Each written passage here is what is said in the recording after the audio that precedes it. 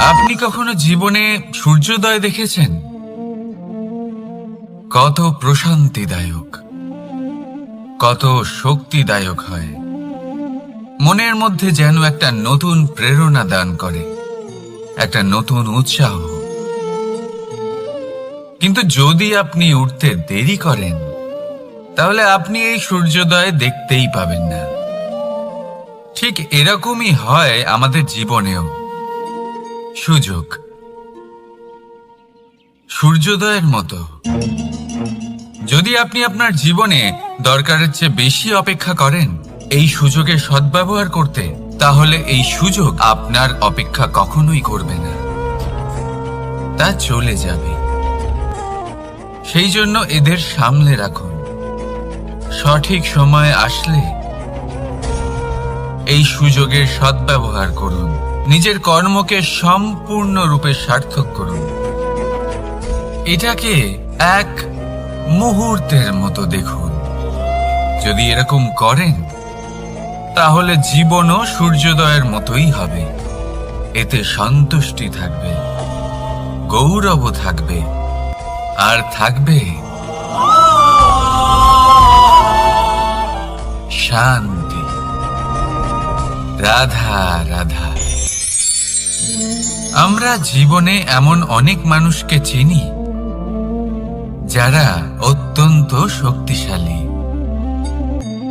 নিজের পরীক্ষা দিতে কখনো পিছপা হন না, খুব কঠোর হন, আত্মপ্রত্যয়ী হন, কিন্তু তাও তারা সাফল্য পান না।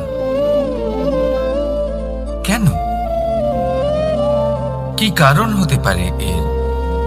লৌহ মানবের মতো ব্যক্তিত্বের অধিকারী হওয়া সত্ত্বেও তারা সফলতা কেন লাভ করেন না?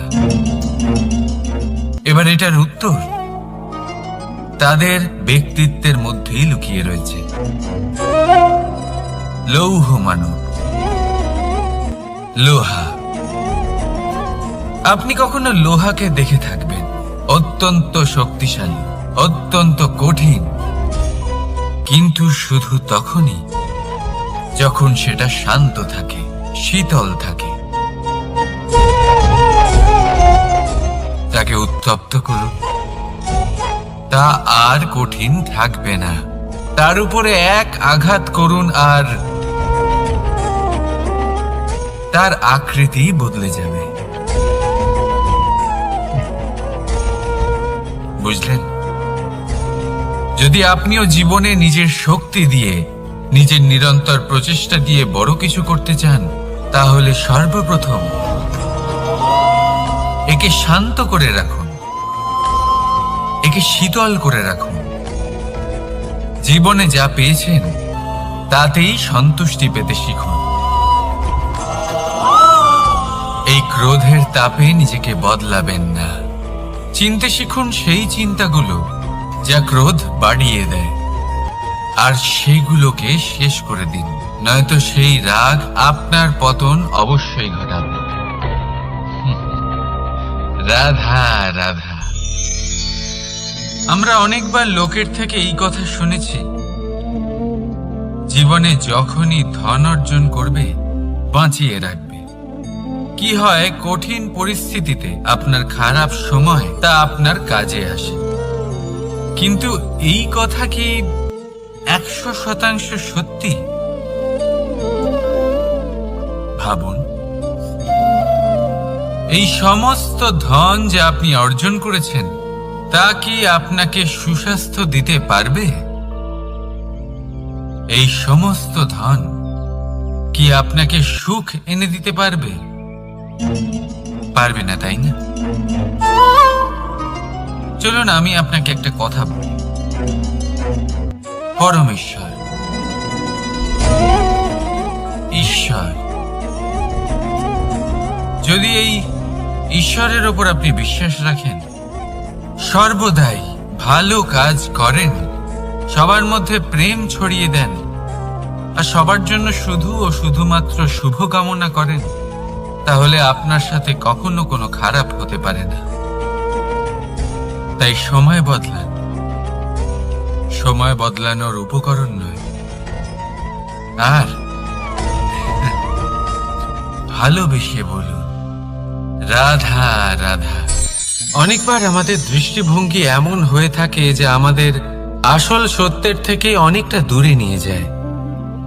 আমরা যেরকম দেখি সেরকম সবসময় হয় না। এবারে দেখুন না, আমরা মানুষেরা আমাদের ভালো লাগে, আমরা কোথাও গেলাম, আমাদের স্বাগত জানানো হলো, আমাদের প্রশংসা করা হলো, কেউ আমাদের দিকে হাসি মুখে তাকালো, আমাদের ভালোবাসলো, আমাদের ভালো লাগে। কিন্তু যদি কেউ ক্রুদ্ধ হয়, কটাক্ষ করে, ব্যঙ্গ করে, তাহলে আমরা তক্ষুনি তাকে নিজের শত্রু ভেবে ফেলি, তার উপরে ক্রুদ্ধ হয়ে যাই। একটা কথা মনে রাখবেন, এই হাসি সবার জন্যই হয়। আপনি তাদেরকেও হাসি উপহার দিতে পারেন যাদের আপনি চেনেন, তাদেরও দিতে পারেন যাদের আপনি চেনেন না, ছোটদের দিতে পারেন, বড়দের দিতে পারেন, সবার জন্যই হলো এই হাসি। কিন্তু ক্রোধ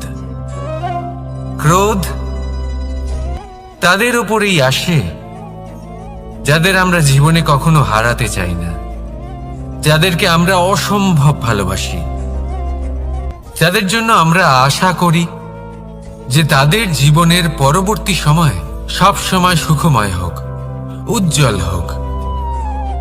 সেই জন্য আপনার জীবনের সমস্ত সেই ব্যক্তি যারা আপনার উপরে ক্রুদ্ধ হন, কটাক্ষ করেন, জরুরি নয় তিনি আপনার শত্রুই হবেন।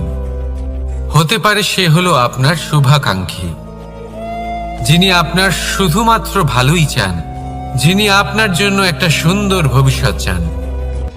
সেই জন্য সব সময় মন দিয়ে অন্যের কথা বোঝার প্রয়াস করুন। আপনি জানতে পারবেন তাদের কর্মের ধর্ম কি হতে পারে, আপনি জানতে পারবেন তাদের ক্রোধের মর্ম কি হতে পারে। রাধা রাধা। জীবনের এই পথে এগোতে এগোতে আমরা কোথাও থেমে যাই, আমরা জানি না কেন। আমরা চেষ্টা করি যেন আমরা সামনে এগোতে পারি, কিন্তু এরকম হয় না।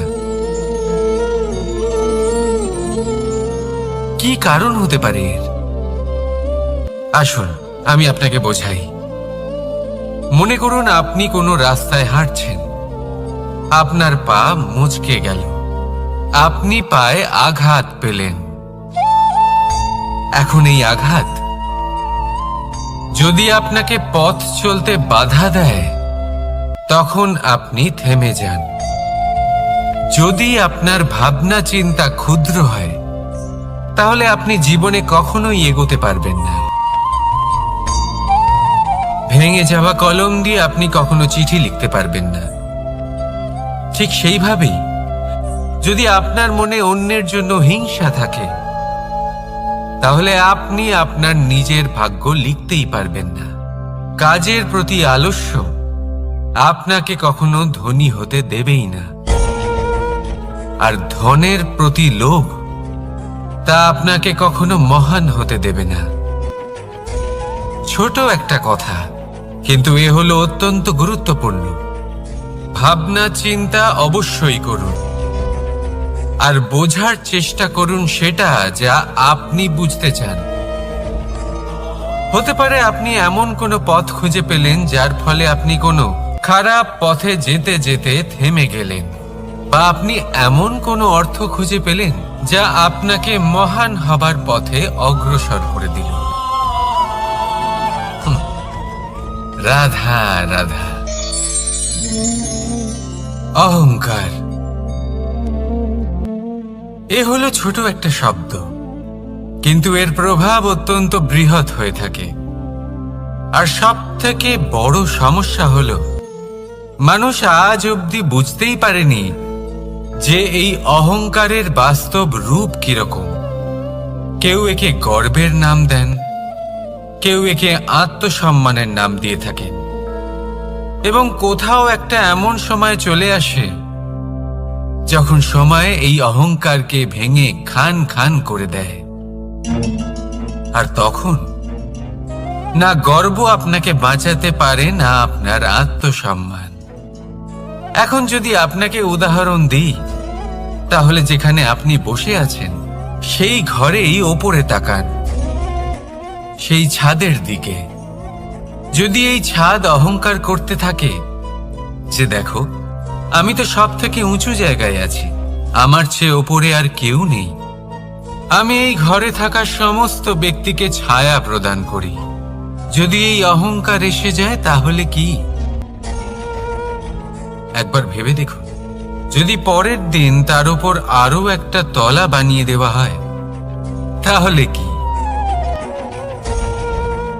এই ছাদ, যার নিজের উঁচু হবার অহংকার ছিল, যে সব থেকে ওপরে ছিল, সে এবার পায়ের তলায় চলে এসছে। এটাই হয়ে থাকে। মনে কখনোই অহংকার পোষণ করবেন না। যদি মনের মধ্যে কিছু রাখতে চান, তাহলে প্রেমের ভাব রাখুন, স্নেহ রাখুন। এই অহংকারকে আপনি যা ইচ্ছে নাম দিন, গর্ব হোক, আত্মসম্মান হোক, এর দ্বারা আপনার কোনোভাবেই কোনো লাভ হবে না। তাহলে এই অহংকারকে ত্যাগ করুন আর আমার সাথে ভালোবেসে বলুন, রাধা রাধা। একটা সিদ্ধান্ত। এই জীবনে একটা সিদ্ধান্তের গুরুত্ব কি হতে পারে তা কখনো ভেবে দেখেছেন? একটা সিদ্ধান্ত সেই ভিত্তি হতে পারে যা আপনার পুরো জীবনকে বদলে দিতে পারে, এই সমস্ত সংসারকে বদলে দিতে পারে, ভবিষ্যৎ বদলে দিতে পারে।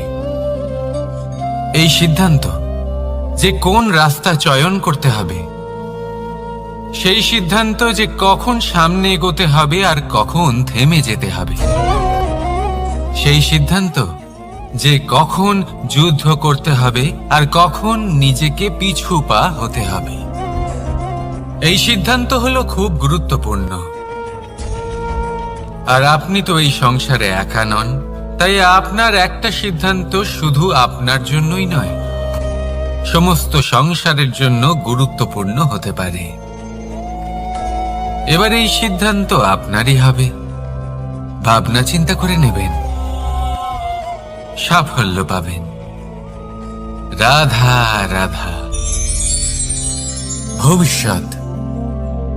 সংসারে এমন কোন ব্যক্তি আছেন যিনি নিজের ভবিষ্যতের বিষয়ে ভাবেন না? যে কেউ ভাবেন আমার ভবিষ্যৎ কিছু এরকম হবে, আমি ভবিষ্যতে এরকম কিছু একটা করব, এই সুবিধা থাকবে, এই আনন্দ পাবো, ইত্যাদি ইত্যাদি।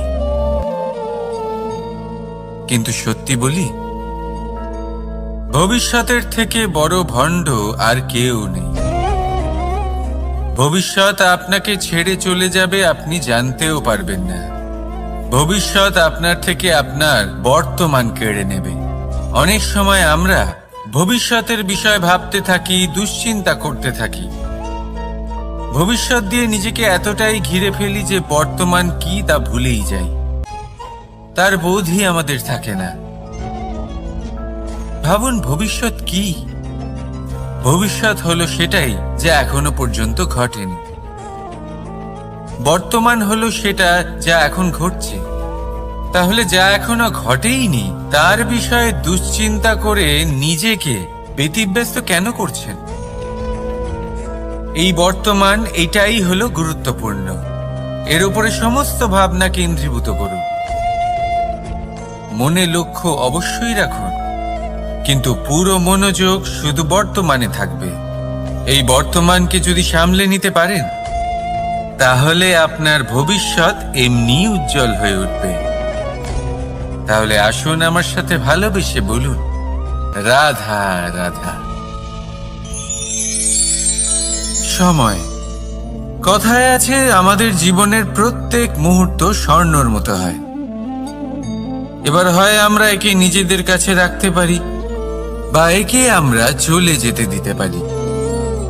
কারণ এই ছোট ছোট মুহূর্তই আছে যা আমাদের জীবনকে গড়ে তোলে। এখন এই জীবন কেমন হবে তা আমাদের উপর নির্ভর করে।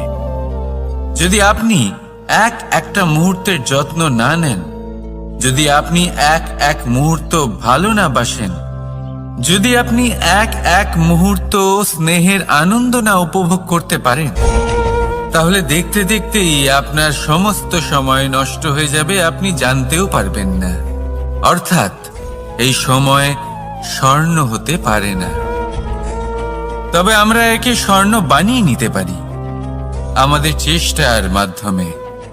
এই সময় শুধু একটি লাঙল যা মাটির সাথে লড়াই করতে পারে, আর কিছু নয়। একটা অত্যন্ত গুরুত্বপূর্ণ কথা মনে রাখবেন, আপনার কাছে শুধু সময় আছে।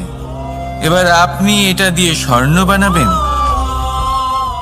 না ঘুমিয়ে স্বপ্ন দেখে একে নষ্ট করবেন, সিদ্ধান্ত আপনারই। রাধা রাধা। ভগবান। প্রত্যেক কঠিন পরিস্থিতিতে এই নামই আছে যা আমাদের উপায় দিয়ে থাকে।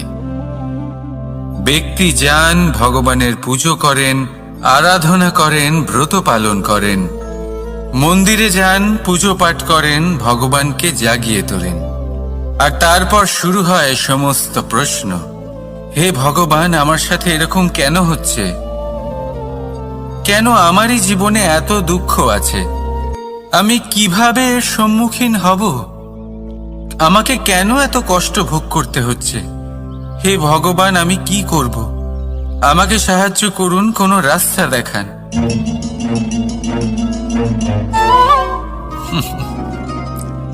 চলুন আমি আপনাকে একটা প্রশ্ন করি।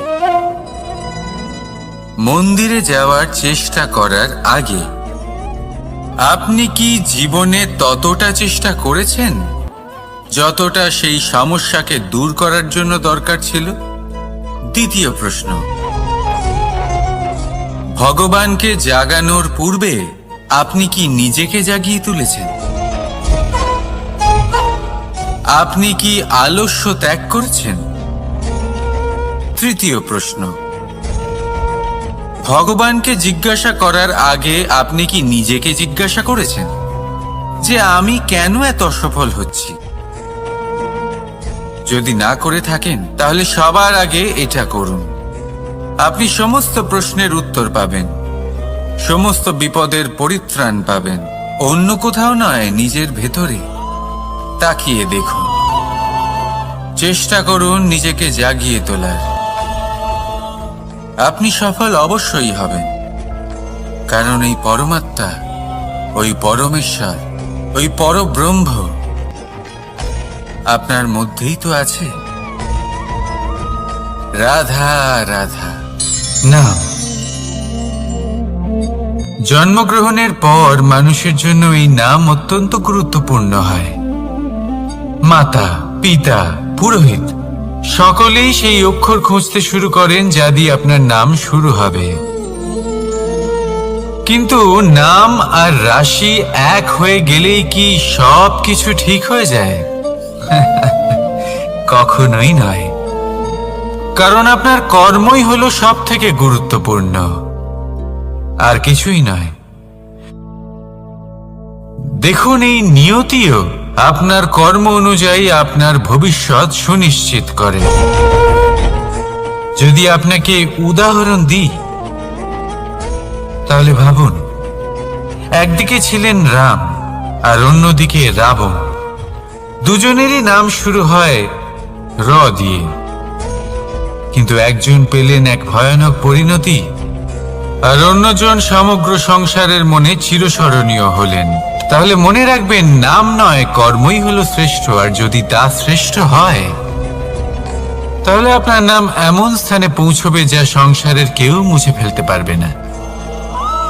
তাহলে আসুন আমার সাথে ভালোবেসে বলুন, রাধা রাধা। অনেক সময় যখন আমরা কর্ম করি, সাফল্য লাভ করি, কঠিন পরীক্ষায় উত্তীর্ণ হই, বড় কাজ করি, আমাদের মনে হয় এই সংসার আমাদের একটু প্রশংসা করুক, ভালো লাগে। অনেকবার মনে হয় এটা হলো আমাদের কর্মের ফলই বটে, আমরা আনন্দ পাই। কিন্তু যখন আমরা এই প্রশংসা পাই না, তখন কি হয়? আমরা দুঃখী হয়ে যাই, ভেঙে পড়ি। মনে হয় যেন আমার জন্য কেউ চিন্তাই করে না। এমন মনে হয় যেন আমাদের আনন্দে অন্য কেউ আনন্দই পায় না। অনেক রকম ভাবনা আসে। কিন্তু আমি আপনাকে একটা প্রশ্ন করতে চাই, আপনি যে কাজই করেন না কেন, যে কর্মই করেন না কেন, তা কি শুধুমাত্র প্রশংসার জন্য করেন? যদি এরকম হয়ে থাকে তাহলে সেই ভাবনা এক্ষুনি ত্যাগ করুন, কারণ এই প্রকৃতি আমাদের অন্য শিক্ষা দেয়।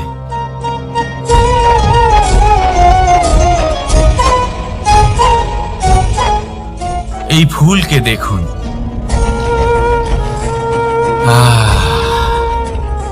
এই যে ফুলের সুবাস, যা আমার মনকে উচ্ছ্বসিত করে তোলে, মনে শক্তির সঞ্চার করে,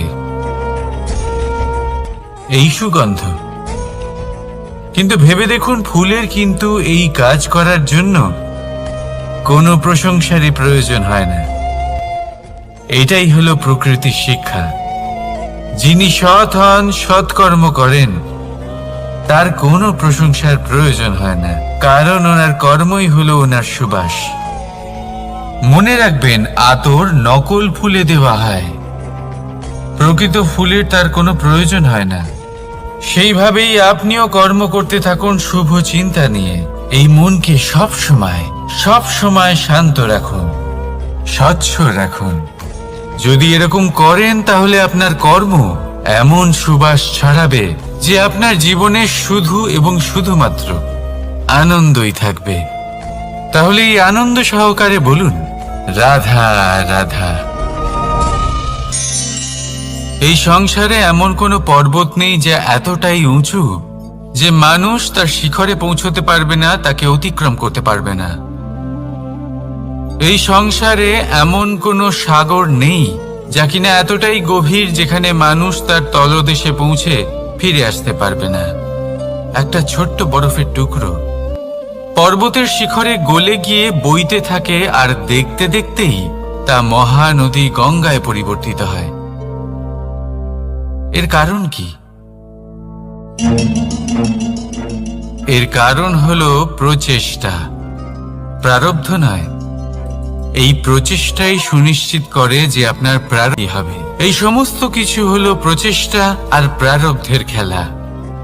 আপনার প্রচেষ্টা যেরকম হবে, আপনার প্রারব্ধ সেরকমই হবে। আর আপনার প্রচেষ্টা যদি উচ্চ মানের হয়, তাহলে প্রারব্ধকে আপনার সামনে নত হতেই হবে।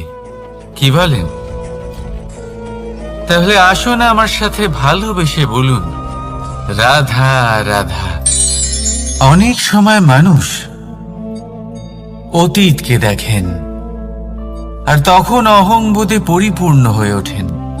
কখনো বর্তমানের দিকে তাকান, ভবিষ্যতের দিকে তাকান আর পরিতৃপ্তিতে ভরে ওঠেন। কেন বুঝতে পারেন না একটা সহজ কথা?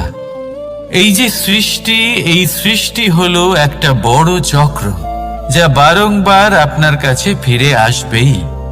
কঠিন থেকে কঠিনতর পরীক্ষায় আপনাকে নিযুক্ত করবে, যাতে আপনাকে উত্তীর্ণ হতেই হবে। যা কাল ছিল তা আজ নেই, এটা সবাই জানেন। যা আজ আছে তা হয়তো কাল থাকবে না, এটাও আপনাকে মেনে নিতে হবে, তাও আবার হাসি মুখে।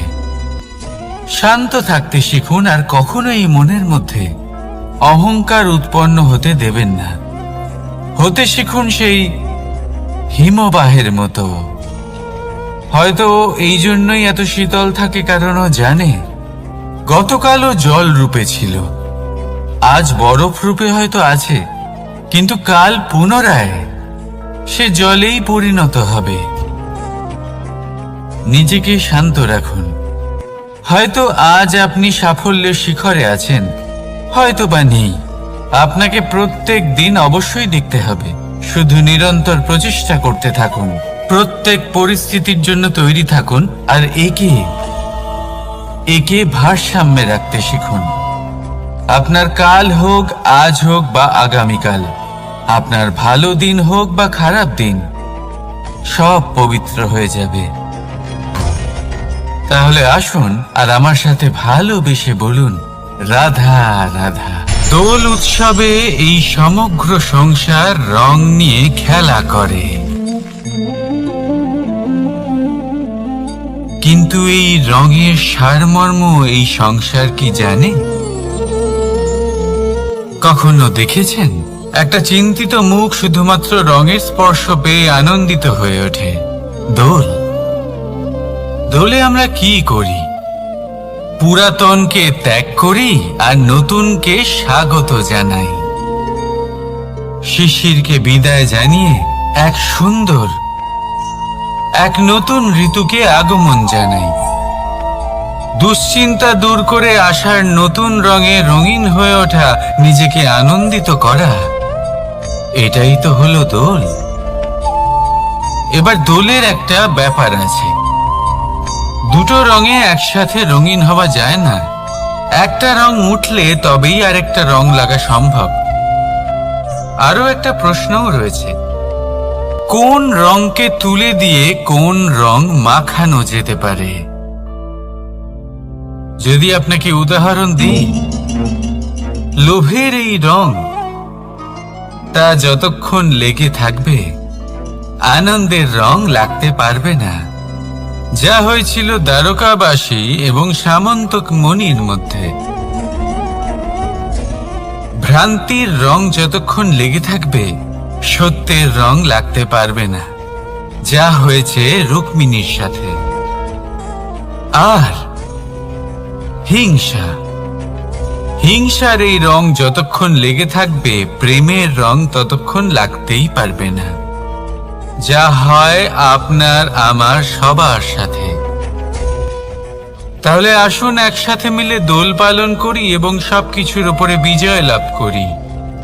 অন্ধকারের স্থানে আলোর, ভ্রান্তির স্থানে সত্যের, হিংসার স্থানে প্রেমের, আর লোভের স্থানে আনন্দের এই সুন্দর রং মাখাই। শত্রুতা, ঘৃণা, হিংসা, এই সব কিছু ত্যাগ করি আর সকলের সখা হয়ে উঠি। আর ভালোবেসে বলি, শুভ দোল। হ্যাঁ, ওটা তো আমরা অবশ্যই বলবো, রাধা রাধা। সংসারে অনেক সময় এরকম হয় যে আমরা খুব সমস্যায় থাকি, খুব বিপদের মধ্যে থাকি।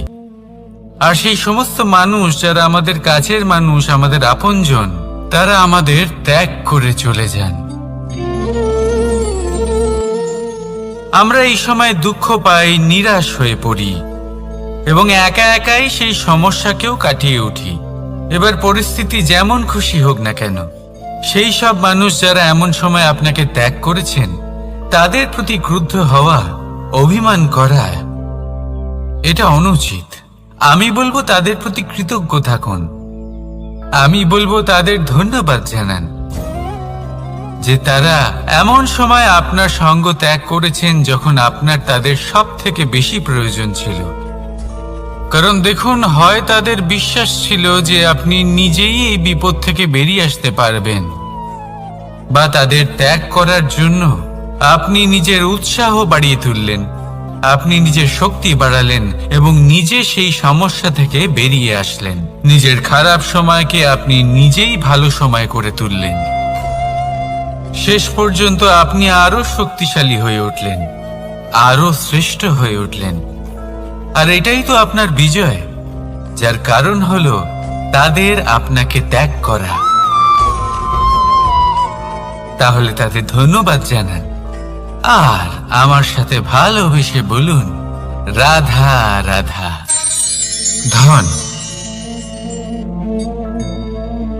ধন হলো কারোর জন্য মোহ, আবার কারোর জন্য মায়া, কারোর জন্য হয়তো ভাগ্য, আবার কারোর জন্য কর্মের পারিশ্রমিক।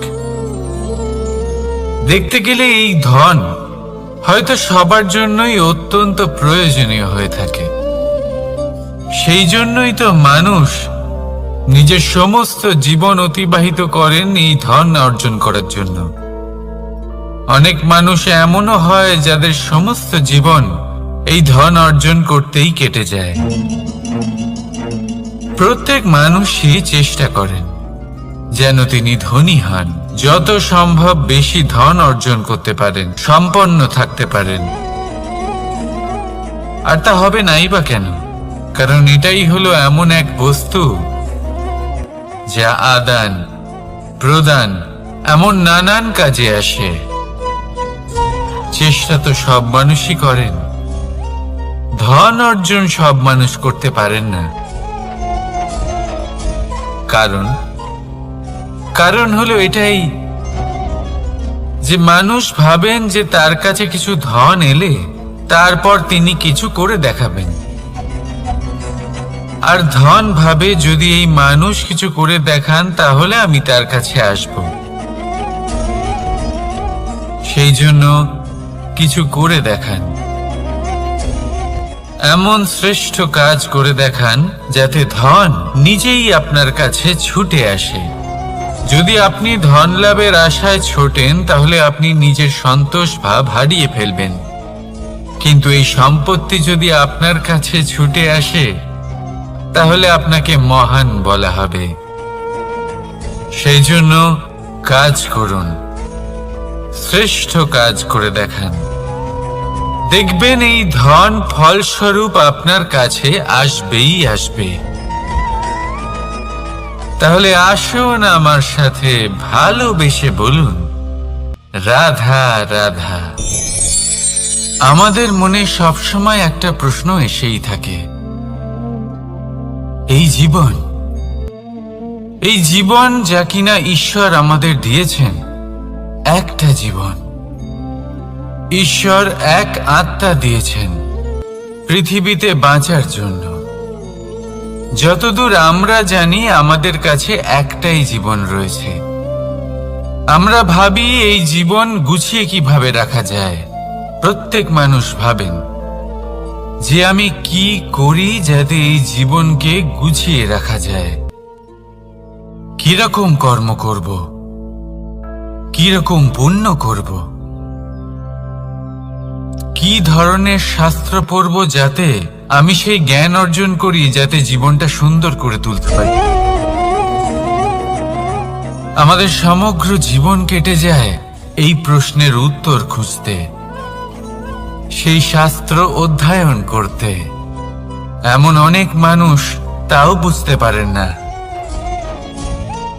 আসুন আজ আমি আপনাকে একটা সহজ কথা বলি, যার দ্বারা আপনি নিজের জীবন সুন্দর করবেন। জীবন, জিহ্বা, এদের দুজনেরই হলো একটাই রাশি। জিহ্বা অর্থাৎ আপনার কথা, এই কথাকে সংযত রাখুন, একে সুন্দর করে তুলুন, মধুর কথা বলুন, যতটা সম্ভব একে নিয়ন্ত্রণে রাখুন। আপনার জীবন সুন্দর হয়ে উঠবে। কারণ এই শব্দ হয় অত্যন্ত শক্তিশালী। এটা হলো এমন এক বন্ধন যা আপনার সামনের মানুষকে আপনার ব্যক্তিত্বের সাথে জুড়ে দিতে পারে। তাই এই শব্দ সংযত রাখুন, একে সুন্দর করে তুলুন। আপনার জীবন আপনা থেকেই সুন্দর হয়ে উঠবে। আর আসুন এই মধুর সুন্দর অনুভূতি দিয়ে বলুন, রাধা রাধা। জীবন, এই জীবন আসলে কি?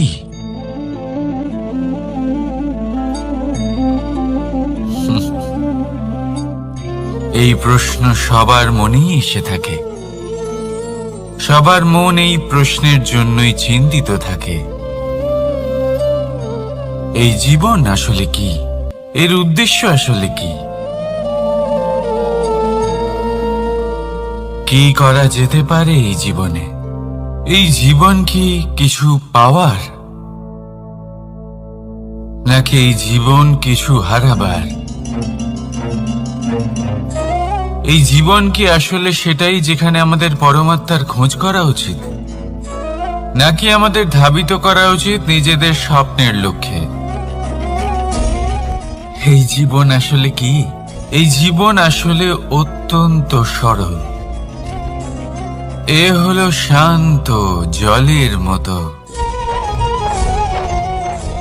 একটা আয়নার মতো। এই জীবন আসলে ঠিক যেন এক আয়নার মতো। আয়না কি করে? আপনাকে সেটাই দেখায় যা আপনি করে থাকেন। আপনি হাসি মুখে আয়নার দিকে তাকান, আয়না আপনাকে আপনারই মুখ দেখাবে, সেই হাসি সমেত। আপনি রেগে গিয়ে আয়নার দিকে তাকান, আয়না আপনাকে সেটাই দেখাবে। আপনি প্রসন্নভাবে হেসে আয়নার দিকে তাকালে আয়না আপনাকে সেটাই দেখাবে। এটাই হলো জীবন, একটা আয়নার মতো। আপনি এটা ভাববেন না যে এই জীবন আপনাকে কি দিয়েছে,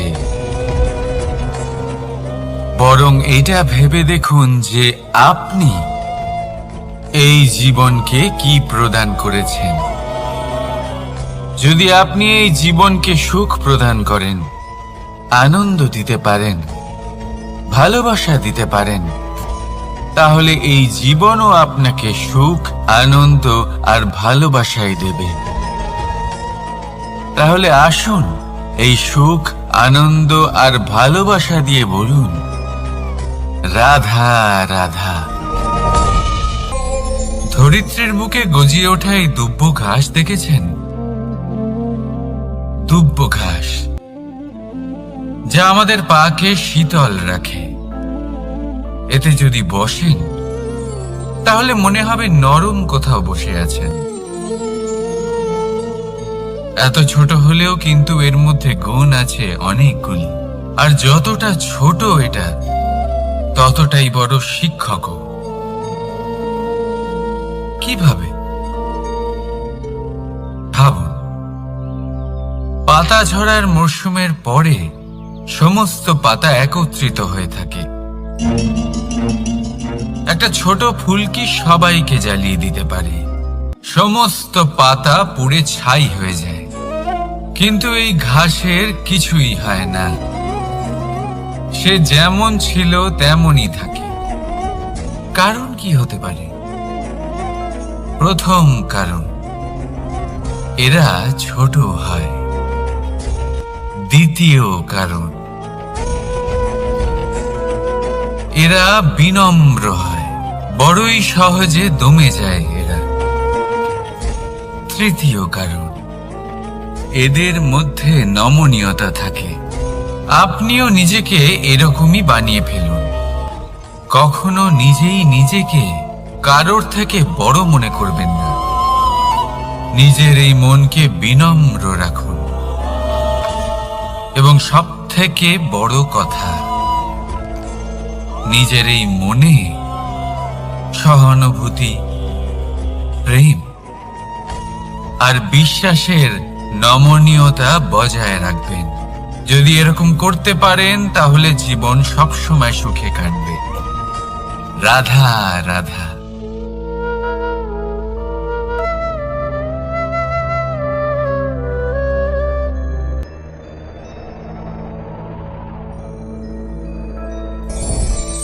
লোভ আপনার অন্তরের আরো একটা শত্রু।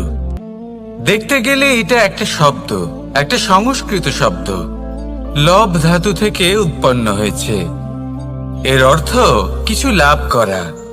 কিছু লাভ করা অনুচিত নয়, আরো কিছু লাভ করাও অনুচিত নয়, কিন্তু সব থেকে বেশি আমি লাভ করব। আমি আরো চাই, আরো বেশি চাই, আরো বেশি পেতে চাই। এটাই হলো লোভ। আর এই লোভ যখন গ্রাস করে তখন আপনি যা পেতে চান, সে ধনই হোক বা মানই হোক, তা অর্জন করার জন্য মানুষ যে কোনো স্তরে পৌঁছে যেতে পারে। যদি মানুষ ধন অর্জন করতে চান তাহলে তার জন্য তারা অধর্মের পথেও চলতে পারেন। যদি সম্মান অর্জন করতে চান তাহলে অন্য মানুষকে ছোটও করতে পারেন।